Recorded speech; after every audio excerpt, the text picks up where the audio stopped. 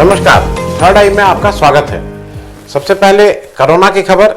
दुनिया में जिस समय मैं ये रिकॉर्ड कर रहा हूँ 52,07,000 52,07,000 लोग अब इससे संक्रमित हैं और जो टोटल डेथ हुई हैं वो 3,34,000 लोगों की मृत्यु कोरोना से हो चुकी है। हिंदुस्तान में ये फिगर अब तेज गति पकड़ रही है। इस समय 1,18,501 लोग इससे संक्रमित हैं।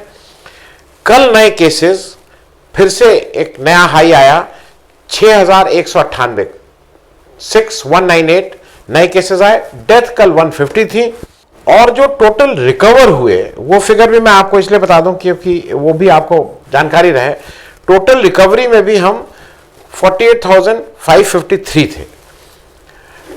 ये टोटल रिकवरी की अगर हम लोग बात करें तो दुनिया के 5वें देश हैं हम लोग जिनके यहां टोटल रिकवरी इतनी हुई है। और दुनिया के 5वें देश हम लोग वो भी हैं जहां पे एक्टिव केसेस सबसे ज्यादा हैं। हमारे यहां एक्टिव केसेस इस समय 66,363 66,363। मैं एक ब्रीफली एक चीज वो कर लूं क्योंकि कुछ लोग इस समय वीडियो में आते हैं, लाइव में आते हैं, इसमें आके कमेंट करते हैं। मैं बार बार अपने यहाँ कहता रहता हूँ, आग्रह करता रहता हूँ कि गाली गलौज मत करिए। उसका एक कई लोगों को लगता है कि ये तो आम बोलचाल की भाषा है। एक सज्जन फिर आ रहे हैं और फिर वो उसका एक सूत्र मान लीजिए जो मैं जिस क्राइटेरिया पे मैं अपना कार्यक्रम करता हूँ, वो सारी भाषा जो आप अपनी बेटी के साथ बैठ के उस भाषा को सुन सकें, बोल सकें, उससे वार्तालाप कर सके, वो एक्सेप्टेबल है। अगर आप अपनी बेटी के साथ बैठ के, बेटा नहीं मैं बोल रहा हूं, मैं बार बार बोल रहा हूं, मैं जिस भाषा को मैं अपनी बेटी के साथ शेयर कर सकता हूं वो भाषा इस जगह एक्सेप्टेबल है। तो इसलिए थोड़ा भाषा पे ध्यान रखेंगे, खास करके वो अति उत्साही लोग जिनको किन्हीं भी कारणों से मेरी बातें अच्छी नहीं लगती हैं, आते हैं, ठीक है, उनकी नौकरी है। अब बात थोड़ा देर, एक बहुत ऐसी चीज हुई है देश में जिसकी तरफ किसी का क्यों नहीं ध्यान दे रहे हैं मुझे नहीं पता है। एक बड़ी त्रासदी है। कोरोना तो पूरे विश्व की है, लेकिन इस समय हिंदुस्तान में बुधवार 20 मई से को एक बड़े संकट से ये देश जूझ रहा है, खास करके पश्चिम बंगाल और उड़ीसा कुछ हद तक, लेकिन उसकी असली मार झेल रहा है पश्चिम बंगाल। वहां पे एक उम्फा नाम का एक साइक्लोन आया है। उस पर आगे बात करने से पहले मैं एक क्लिप आपको दिखा देना चाहूंगा क्योंकि यहां से फिर अपनी बात हम लोग आगे शुरू करेंगे। विरोधी लोग कहते हैं कि ये तो मोदी नसीब वाला है इसलिए हुआ है। अब मुझे बताइए, आपको नसीब वाला चाहिए कि कम नसीब चाहिए? चलो भाई, मान लिया नसीब वाला है, लेकिन रुपया तो आपकी जेब में बचा ना। अगर मोदी का नसीब देश की जनता के काम आता है तो इससे बढ़िया नसीब की बात क्या होती है भाई। मैं इस पे कोई रिमार्क नहीं दूंगा कि आप लोग स्वयं कर लें कि ये इस समय देश में जो सब हो रहा है उसको अगर आप भगवान को मानते हैं, भाग्य को मानते हैं, प्रारब्ध को मानते हैं, डेस्टिनी को मानते हैं, तो मैं उस रेफरेंस में इस क्लिप को दिखाया था। 1999 में उड़ीसा में एक भयंकर साइक्लोन आया था और उसकी स्पीड 300 किलोमीटर थी। ये तो कुछ 160-180, उसकी 300 किलोमीटर थी और उसमें टोटल लोग मरे थे 9,887 और उसमें करीब घर जो नष्ट हुए थे 18,28,000 हुए थे। ये मैं रेफरेंस पॉइंट इसलिए आपको बता दे रहा हूं कि अभी क्योंकि इसका आंकलन होगा कितने लोग मरे कितने नहीं मरे, तो उस रेफरेंस से कह रहा हूं। और उस समय अटल जी की सरकार थी। उड़ीसा को घोषित किया गया था कि यह नेशनल डिजास्टर है और उड़ीसा को करीब 3 से 4 बिलियन डॉलर का एक अलग से मदद, एक आर्थिक पैकेज दिया गया था। अगर उसको मोटे तौर पे करें तो करीब 21,000 करोड़ से 30,000 करोड़ के बीच उड़ीसा को अलग से केवल इस साइक्लोन से जूझने के लिए मिला था। ये जो उम्फन है, ये इसका थोड़ा बैकग्राउंड बता दूं कि साइक्लोन क्या है और कहां कैसे आया। ये पहला ट्रॉपिकल साइक्लोन है इस साल का, 2020 का। साइक्लोन आते रहते हैं, समुद्री तूफान आते रहते हैं, इसको अलग अलग जगह पे अलग अलग चीजें कही जाती हैं। कहीं कोई हरिकेन कहता है, कोई टाइफून कहता है, इस तरह की बातें होती हैं। 1999 के बाद बे ऑफ बंगाल का ये पहला सुपर साइक्लोन है। अच्छा, ये क्यों होता है ये जरा समझ लीजिए। साइक्लोन क्यों होता है? क्योंकि समुद्र के ऊपर का पानी गर्म होता है, वो गर्म पानी भाप बन के वो ऊपर उठता है। जब वो पानी ऊपर उठता है तो वहां पे एक लो प्रेशर एरिया डेवलप होता है।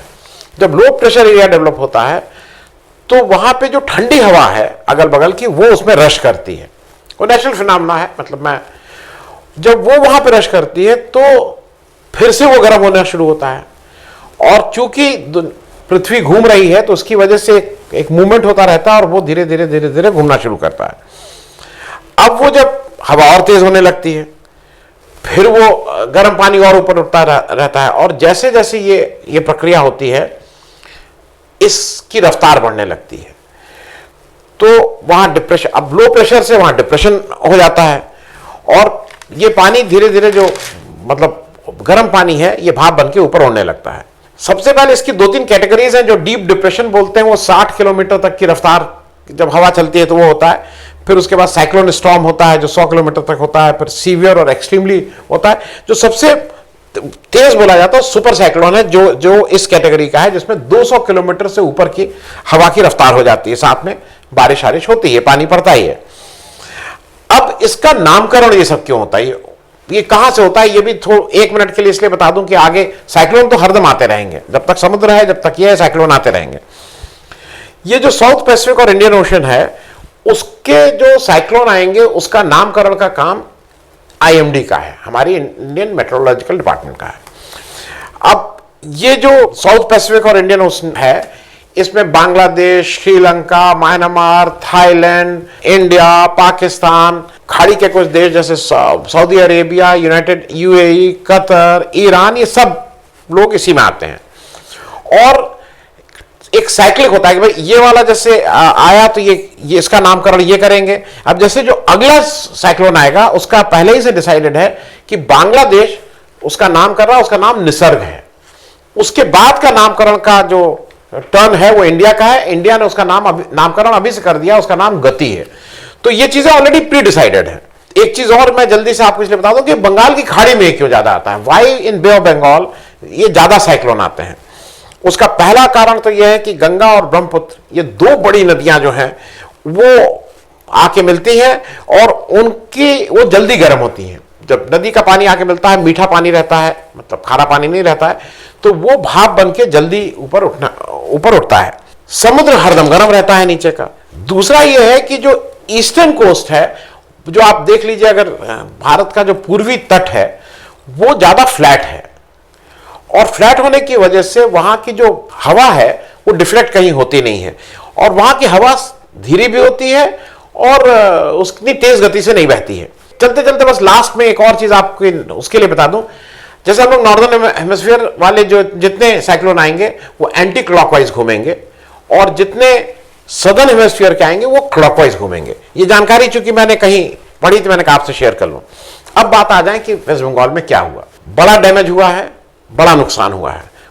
इवन यूनाइटेड नेशन ने इसको कहा है कि 2009 में जो आलिया एक साइक्लोन आया था उससे बड़ा इसमें नुकसान हुआ है।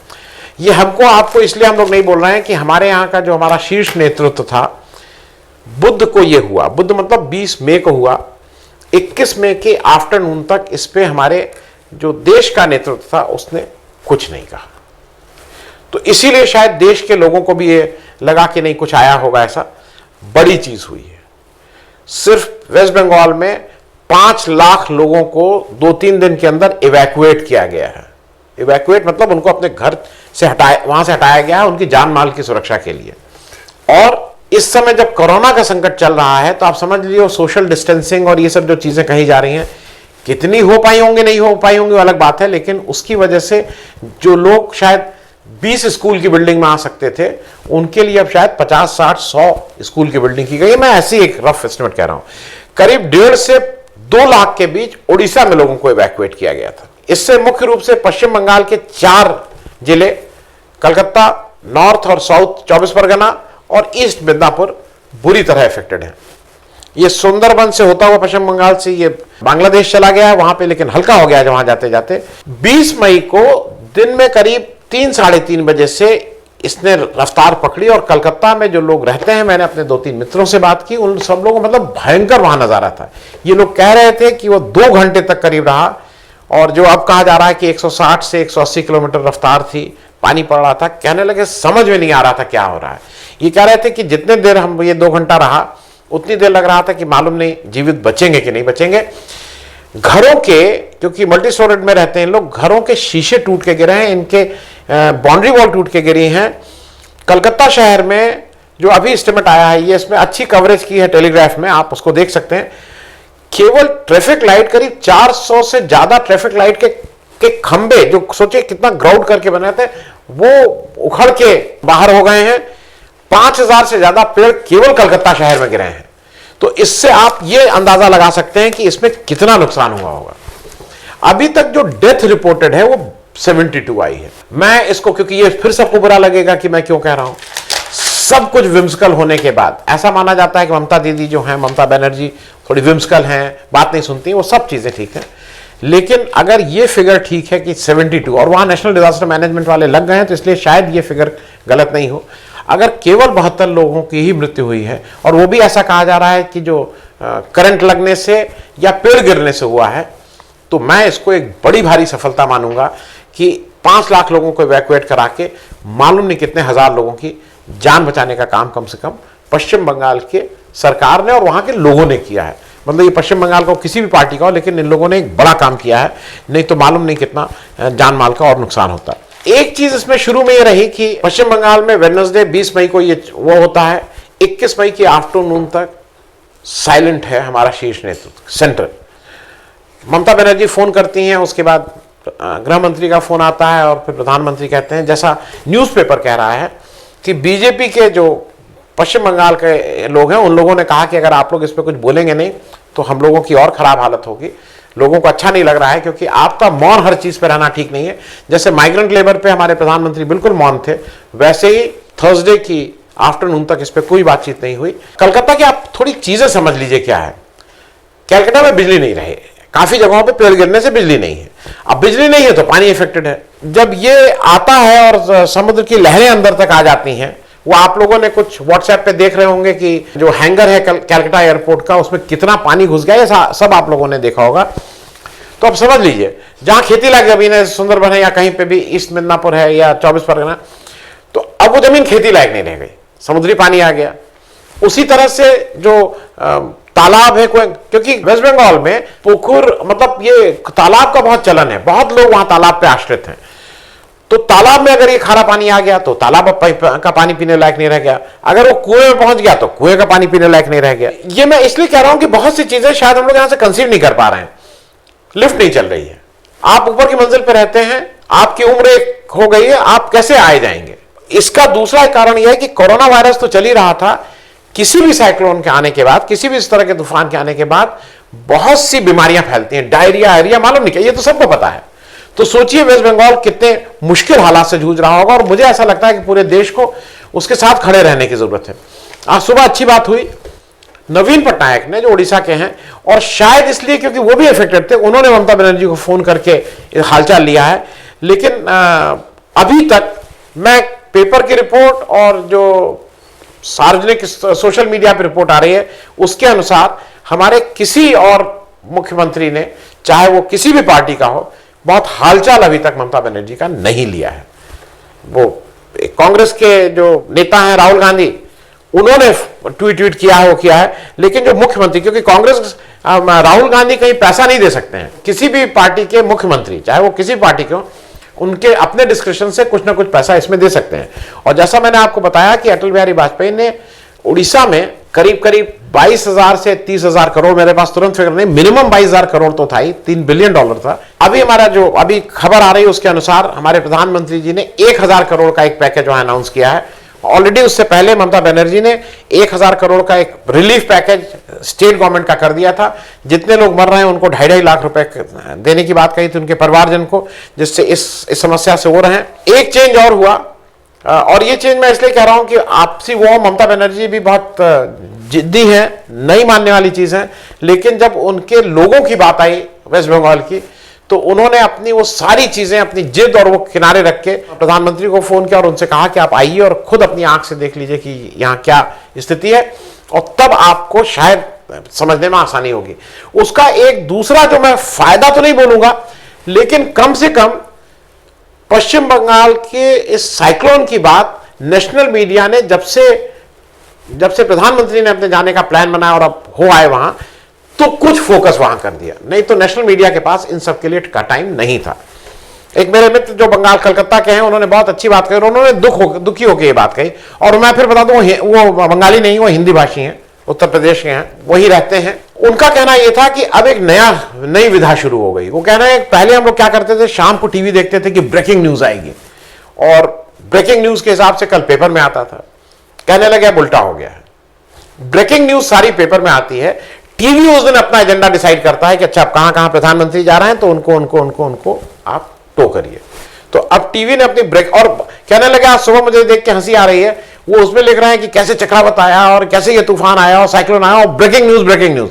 अरे भाई ये तो 2 दिन पहले ही आ चुका है, उसको हमारे टीवी वाले बेशर्मी के साथ ब्रेकिंग न्यूज जैसे उसको चला रहे हैं। मेरी आप सब लोगों से जो इसको देख रहे हैं, जो अगर कोई आर्थिक सहायता कर सकता है, वो चाहे 100 रुपए का हो चाहे 1000 रुपए का हो, किसी से कहने की जरूरत नहीं है। चीफ मिनिस्टर रिलीफ फंड है वेस्ट बंगाल का, वहां पे दे दीजिए।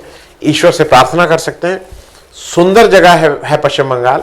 देश को बहुत समय तक एस्थेटिक में, नृत्य में, कला में वैसे भी नेतृत्व दिया है। सुभाष और टैगोर की धरती है, और हम सब लोग जब वहां गए तो बहुत सुकून के लोग हैं। दिल्ली की आपाधापी नहीं है, बंबई का बिजनेस में वो नहीं है।